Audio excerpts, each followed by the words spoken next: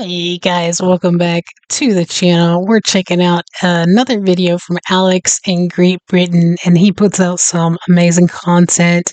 This particular one is top 10 prettiest towns in Warwickshire. Um, I'm excited for this one. I tried to watch a mansion property tour earlier that was in Warwickshire, and I actually ended up watching it twice, and neither of the videos worked out. Just it kept lagging for whatever reason.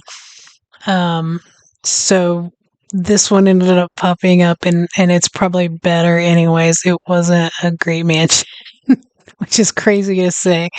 Um, but I will link Alex's video in the description, along with links to Patreon and how you can support the channel right here on YouTube. But let's go ahead and check this out. I'm excited just from seeing these Tudor style houses already.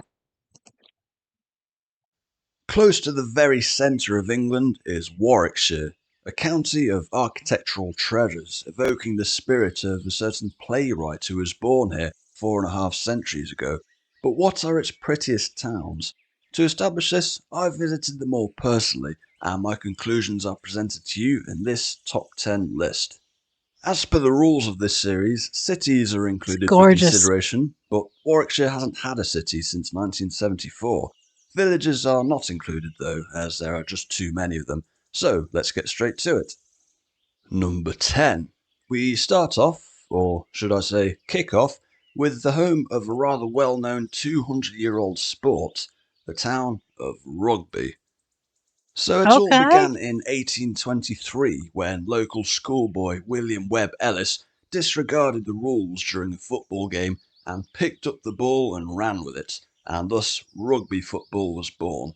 Whether that's how it really happened or a fabrication for the sake of a good legend, we don't know for sure, but either way, the private school of its assumed origin remains a prominent presence looming over the town centre to this day. Now, in all Beautiful. honesty, this town is far from perfect aesthetically. In fact, it does suffer from some indiscriminate development, as is typical of several large towns. But for me, Rugby has just enough going for it to sneak in. I love these streets like this. I mean, I usually love downtowns and uptowns anyways, just because of all the architecture, but like you don't see it. I mean, you do, but not this, obviously not this old here, but just like these 3-story, um, old buildings like this. And unfortunately, a lot of times, like where I am, there's a very cute downtown, and a lot of these ground floors are occupied by shops. But then all of these like second floors, or if there's more than that, are falling apart. There's nothing in there. It's just a waste of space. They could be gorgeous apartments or offices, and they're just letting there's some buildings where they're just letting the weather get to it. Like the windows are broken. It's crazy. It's just crazy. It makes no sense to me. A 10th place spot, the highlight of which is undoubtedly Regent Street, with St Andrew's Church punctuating the background. Number 9. Now to a town just 8 miles east of the very centre of Birmingham, Coleshill. In stark contrast to the UK's second biggest city, just on its doorstep, Coleshill has a distinctly Georgian feel to it, harking back to its Hmm. days as a staging post on the London to Chester route prior to the arrival of the railways. Among its visual highlights are the medieval church of St Peter and St Paul, with a spire over 50 metres tall which can be seen all the way from the M6, a handful of former coaching inns from the 18th century, and even a pillory, last used in 1863 to punish 2 felons for drunkenness. Number 8. Wow. Next is the town claimed to be the location of the first battle during the English Civil War, Southam. A whole South. 2 months before the Battle of Edge Hill in 1642, a skirmish took place on the outskirts of this town, incidentally the same town that had angered Charles I the previous year by not ringing the parish church bells for his visit. Now, while you may be thinking Alex has gone off on a tangent again, Southam's standout architectural treasure brings things back on topic nicely, as it was this 16th century building, known as Manor House, where Charles I is understood to have stayed the night 2 days before the Battle of Edge Hill. Almost as incredible to note is that it was covered in a lime render until 2007, when a piece of it fell off, revealing the stunning timber framing beneath. Thus we have the story of one of Britain's prettiest corner shops. Why would you Number cover that 7. up? Here's one for the Roman road enthusiasts out there. A town lying directly over Watling Street, Atherstone. Like many former coaching in towns, Atherstone Is this where they do the Atherstone Ball? I would assume so, based on the name. It looks nice when it's not boarded up because of that ball plan. That's cool. That's really cool. Atherstone remains largely true to its Georgian aesthetic, although its history goes back a good deal further, as it was this town that played a key role in the genesis of the Tudor era. In 1485, Henry Tudor rested here on the night before the Battle of Bosworth, while his army camped in a nearby meadow. Henry was crowned Henry VII after Richard III was slain in battle, the real-life events which inspired a certain bard from Warwickshire just over a century later. So Number so pretty. 6. And now it's time to amp up the Roman road factor further, with a town lying on a junction between four ancient roads, the suitably Roman-sounding town of Ulster. While this was once a walled fort just under 2,000 years ago, the architecture of today leaves a notable Tudor legacy, with a series of fine timber-framed buildings adorning the streets in the immediate vicinity of the Church of St Nicholas, a medieval parish church which is none too shabby looking either. All in all, this is a town that's very easy on the eye, even if it happens to be somewhat in the shadow of a rather famous neighbouring settlement, which will feature soon enough. Number 5. Next we have a gem of a town at the southern end of Warwickshire, Shipston-on-Stour. Although just outside the boundaries of the hilly Cotswolds, the sheep influence, as it were, is apparent here, not just in the town's name, which means sheep washing settlement in Old English, but in its Wow. historic wool trade. Further to that, a few former coaching inns hark back to the town's role as a staging post before the railway era. The architecture is a mix I love these buildings, you guys. I could just walk around all day long, just like admiring all of these just gorgeous, gorgeous architectural masterpieces. of limestone, Georgian brick, and the occasional timber framing, all of which manages to blend together seamlessly in this Cotswold adjacent town. Number 4. Now for a town unlike any other in Warwickshire, or the entire Midlands for that matter, Royal Leamington Spa.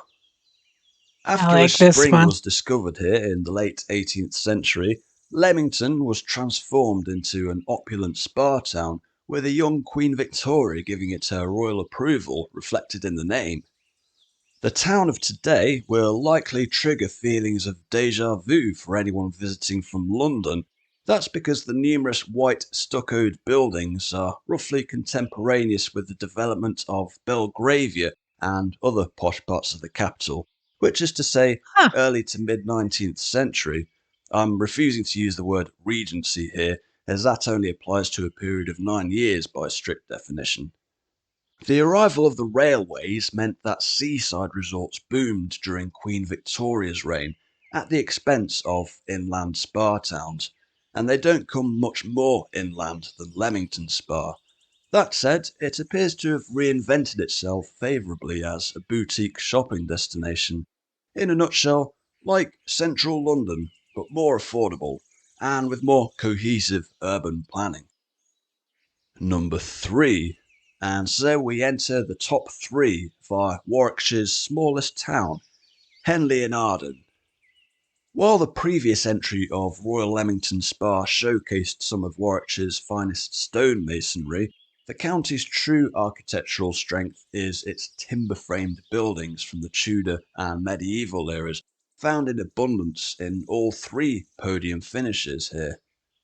So even though Henley-in-Arden's town centre is comprised mostly of one single street, you'd be hard-pressed to find a finer looking high street than this one, or any other town that fits over 100 listed buildings into an area of less than 1 square kilometre for that matter.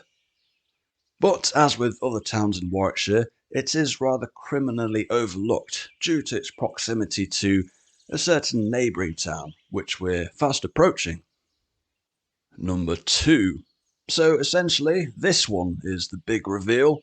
The runner-up spot goes to Warwick. It's quite the rarity for a county. We got a lot of homes in Warwick. So I'm excited because the guy that I usually watch that shows a lot of these homes there. He doesn't like go into the town and stuff, but I've seen like a few of these for sure. And they're stunning, but I don't think that I've seen just Warwick, so I'm excited. It's already I'm sold. County town to be both restrained to one of medium size and one where the historic architecture still dominates the overall aesthetic. But both are Nice. true in the case of Warwick. Being home to one of England's most striking riverside castles, it ticks the family entertainment box, while the town centre features some of the finest Tudor and medieval buildings in the country, the standout of which is arguably the Lord Leicester Hospital, whose jettied timber frames face, well, some more jettied timber framed buildings immediately opposite. So, for anyone travelling from abroad looking for a slice of merry old England, then I could certainly recommend Me. the county of Warwickshire. More so still to anyone who happens to be a fan of the elephant in the room, figuratively, which at last brings us to number 1. Yes, the top spot in Shakespeare's county goes to Stratford-upon-Avon. Now, being as contrarian minded as I am, when compiling this list, I was, if anything, looking for reasons not to award the number 1 spot to the birthplace of the bard, but ultimately, this is the real deal, and to claim otherwise would be to protest too much, methinks.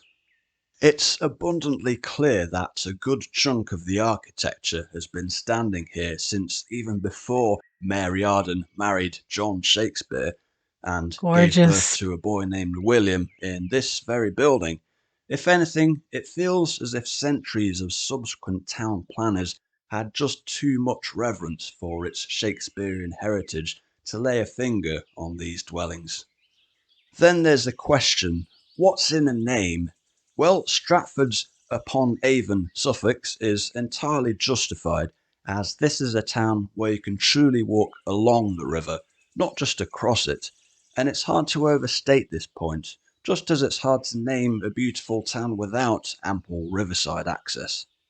In summary, this is not just a town which had greatness thrust upon it by the bard, but a town which transcends the centuries through the shared experience of theatre.